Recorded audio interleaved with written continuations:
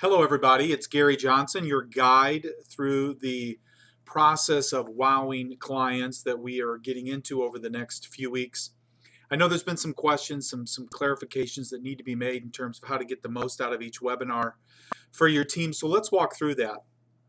There are 4 elements that we're getting into in this first series, and I believe you got in your facilitator notes. I laid out the first series, which was the one you should have just recently covered, which was principle number 1, which was focusing on the first impression. So I'm going to walk you through each segment, give you my recommendations on how to make sure you get the most out of each one, and then from there, if you still have questions, feel free to email me directly at Gary, G-A-R-Y, at wowedinstitute.com. That's W-O-W-E-D, institute.com. So let's walk through this real quick. Excuse me. There should be 4 segments that you cover. I sent you guys all the video in its entirety, so make sure you stop at the end of each principle. If you start a second principle, that's for a whole nother meeting. So the first, with the exception of the end, and I'll explain that, but the first segment, which you should have gone over, was getting your house in order. It's approximately, excuse me, some in my throat, about 35 minutes or so. It ends with coffee stains. And at the end of that coffee stain section is when you're going to stop the video and you're going to debrief your group. And so I'm going to walk you through that in a minute and kind of how to get the most out of that. Next section that you'll do in your next meeting is negative phrases to avoid. It's not nearly as long of a video segment, and it's really focused on the things that we need to avoid. It's about 20 minutes of video that we need to avoid in order to keep our patients from getting upset. The last segment is where you combine. It's where you combine 2 sections together. That's cementing loyalty, and that's asking the ultimate question. Now that is where you will put those 2 together because they're much briefer. The one video segment on cementing loyalty is roughly 13 minutes, and the ultimate question is roughly 6, and that's one video that you're going to do together. And I think you would have gotten an email, I think, or a memo kind of walking you through some of this, but I know there's a lot to cover and it's easy to get off track, so I just wanted to make sure we cover that. So let's walk through what your takeaways should have been in segment number 1. So in segment number 1, I had 2 key questions I wanted your team to respond to, and you really don't need to stop the video during this section. There's time built into the video for them to answer this. If you feel like that's not enough time, because it's about 2 minutes, just pause the video and let them go through and answer those questions that I'm asking. Remember, they're supposed to answer the questions just like they would if they were sitting in an audience. So if you feel compelled to pause at that section, and you'll know you're at the right section because there's a timer that comes up on the screen, pause it. Let them get through those 2 issues. Don't let them spend a ton of time on this, only a few minutes, and then replay the video and go from there. But that's after I ask these 2 questions. How much money gets spent every year? How many interactions are there? What's the point of this? The point we're trying to demonstrate is a lot more money is spent than they really think about, specifically not just in an annual marketing budget, but their own salaries, because their own salaries has the greatest impact on the success of the practice, and I get into that in the video. And then the second key element that we really want to kind of walk away from is there's a lot of interactions that go on with that patient before they ever become one, and we take a lot of those for granted. So those are a couple of the couple of key benefits to get out of that. Then we talk about the Disney service standards, which I think you guys all probably have watched and are able to get them excited about what Disney does well. And then we talk about Undercover Boss, which leads us into the coffee stain exercise. And again, there's time built into this for them to discuss this, but this is the point at which you're going to pause the video, because I go into section number 2 next, and that's for another meeting. So you stop after coffee stains. The key here, folks, in any one of these sections that you want to make sure you do is stand at the front with a flip chart and say to your group, break back into team discussion. I want to know what your favorite ideas were from today's webinar, and remind them of the things that were covered. The coffee stain exercise came up on almost everybody's action plan that I've seen so far. That's great. That we are the marketing budget should be something else that you remind them of. We, meaning the people that work in the practice. We want them to be walking away from this first video segment with, hey, I really make a big difference. My first impression is really, really important. Those are some of the kind of key things we want them to walk away with, the Disney service standards and how those can apply, et cetera, et cetera. So you want to stand at the front of the group and you want to facilitate and say, what did you guys get out of this? What was your favorite idea? What one thing stood apart? Go back into your groups and discuss that. Or just ask them, to give you ideas. And if they stare at you like deer in the headlights, then you throw out, well, what did you think about Gary's point about the first impression? Or what did you think about coffee stains? Or what did you think about how much money gets spent on marketing is not just marketing dollars, it's us.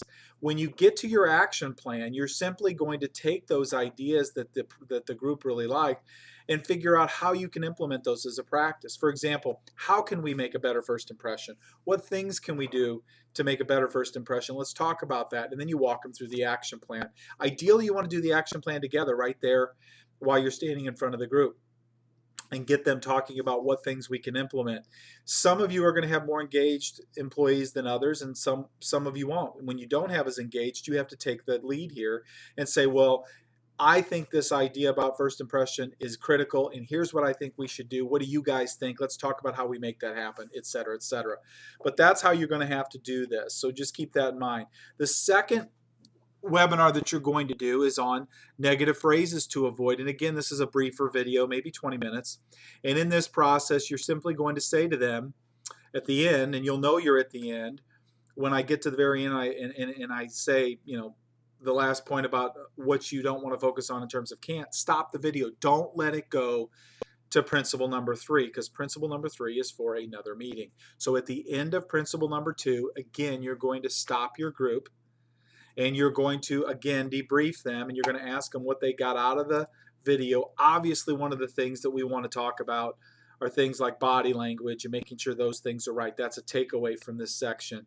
We want to talk about certain things that we can do as employees that can upset our patients when it comes to us being more forceful in what we recommend instead of persuading them. So I talk about that with sell, not tell. And then lastly, staying away from things like the word can't and company policy. You will get some pushback from time to time on company policy, and the answer is simply this: we can't hide behind those 2 words because nobody likes them. Patients hate those words. We have to have policies to run our business. Let's just call it something else. And they might say to you, well, what should I call it? Well, how about, as I say in the video, I believe I say this in there, here are our choices. You can say that to a patient.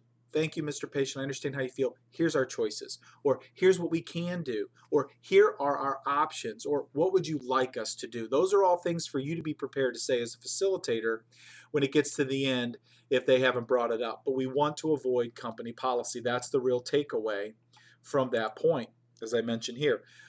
Actions can cause people to become irritable. Body language can, persuading people to get them to give us the action we want, and then avoiding those company policy and can't words. Okay, so that's really one of the big deals we want to walk away from there. Now, when we get into the third meeting is a combination of principle number 3 and principle number 4.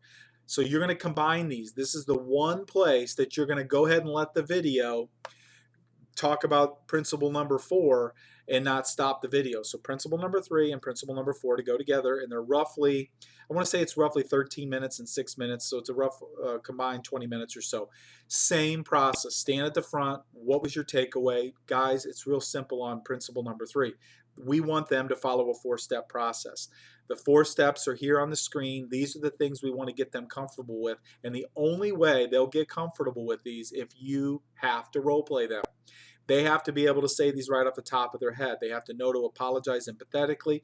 They have to know that they want to fix the problem, not the blame. They want to do a little something extra, and they want follow-up. That's the 4 steps. How do I know them? Because I talk about them all the time.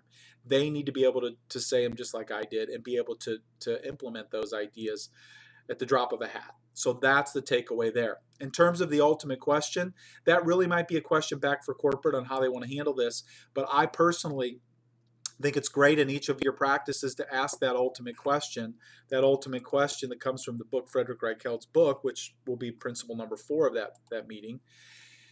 And this is the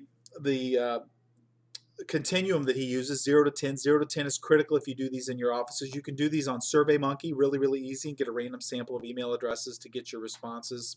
But if you do this for a month, you should be able to get enough data to be able to find out what your foundation point is. What's the whole point with the ultimate question? The whole point with the ultimate question is everything we talked about in the first 2 meetings comes back to this last question. If we do all those things right, we have an opportunity to wow our clients. And if we wow them, there's a return on investment. What we found is when we can get them into this 9 and 10 category, according to Reicheld, we can double our growth if we can move that up 12 points. And that's real quick.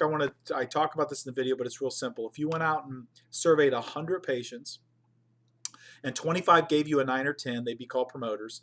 If 5 of the 100 gave you a score of 6 or less, they'd be called detractors. All we're going to do, and I talk about this in the book, is subtract who loves us from who hates us to get a net promoter score. And that's your starting point. That's your foundation. If we can move that up 12 points, we double our growth. That's what we're supposed to do in the first 3 meetings. I will be coming to you in a 4th meeting with a webinar like this, recapping everything for your team, and then having you do a breakout discussion on how things are going. But week 4 is going to be, how are you implementing these things? Listen, ladies and gentlemen, we can talk all day long about ideas. It's not about idea generation. It's about idea implementation. You don't need to implement 50 ideas. Pick 1 or 2 ideas from each of the webinars and implement them really, really well. If you do that, great things are going to happen. Thank you so much. Look forward to talking to you soon. If you need me, you can always call me, even in a meeting, 636-544-2145, and put me on speakerphone if you guys run into a snag. Thank you so much.